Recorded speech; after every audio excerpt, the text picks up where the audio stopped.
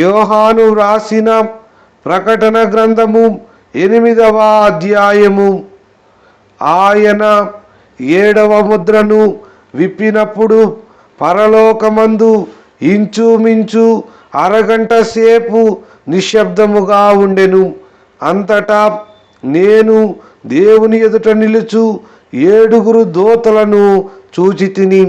వారికి 7 బూరలియబడెను.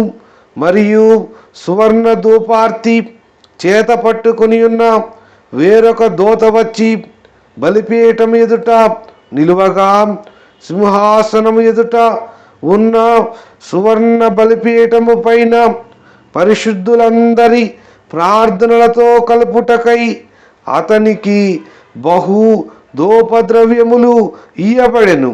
అప్పుడా ధూపద్రవ్యముల పొగ పరిశుద్ధుల ప్రార్థనలతో కలిసి దూత చేతిలో నుండి పైకి లేచి దేవుని సన్నిధిని చేరెను.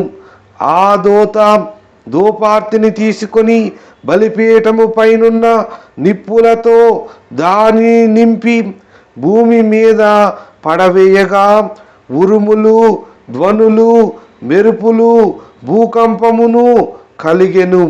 అంతటా 7 బూరలు పట్టుకొని ఉన్న ఆ 7 దూతలు ఊదుటకు సిద్ధపడిరి. మొదటి దూత బూర ఊదినప్పుడు రక్తముతో మిళితమైన వడగండ్లును అగ్నియు పుట్టి భూమిపైన పడవేయబడెను. అందువలన భూమిలో 3వ భాగము కాలిపోయెను. చెట్లలో 3వ భాగమును కాలిపోయెను. పచ్చగడ్డి అంతయు కాలిపోయెను. 2వ దూత బూర ఊదినప్పుడు అగ్ని చేత మండుచున్న పెద్ద కొండ వంటిది ఒక్కటి సముద్రములో పడవేయబడెను.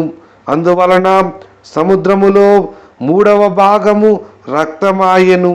సముద్రములోని ప్రాణము గల జంతువులలో 3వ భాగము చచ్చెను. ఓడలలో 3వ భాగము నాశనమాయెను. 3వ దూత బూర ఊదినప్పుడు దివిటి వలె మండుచున్న ఒక పెద్ద నక్షత్రము ఆకాశము నుండి రాలి నదుల 3వ భాగము మీదను నీటి బుగ్గల మీదను పడెను. ఆ నక్షత్రమునకు మాచిపత్రి అని పేరు. అందువలన నీళ్లలో 3వ భాగము మాచిపత్రి యాయెను. నీళ్లు చేదైపోయినందున వాటి వలన మనుష్యులలో అనేకులు చచ్చిరి. 4వ దూత బూర ఊదినప్పుడు సూర్య చంద్ర నక్షత్రములలో 3వ భాగము చీకటి కమ్మునట్లును, పగటిలో 3వ భాగమున సూర్యుడు ప్రకాశింపకుండునట్లును, రాత్రిలో 3వ భాగమున చంద్ర నక్షత్రములు ప్రకాశింపకుండునట్లును వాటిలో 3వ భాగము కొట్టబడెను. మరియు నేను చూడగా ఆకాశ మధ్యమున ఒక పక్షిరాజు ఎగురుచు బోరలు ఊదబోవుచున్న 3 దూతల బోరల శబ్దములను బట్టి భూనివాసులకు అయ్యో అయ్యో అయ్యో అని గొప్ప స్వరముతో చెప్పుట వింటిని.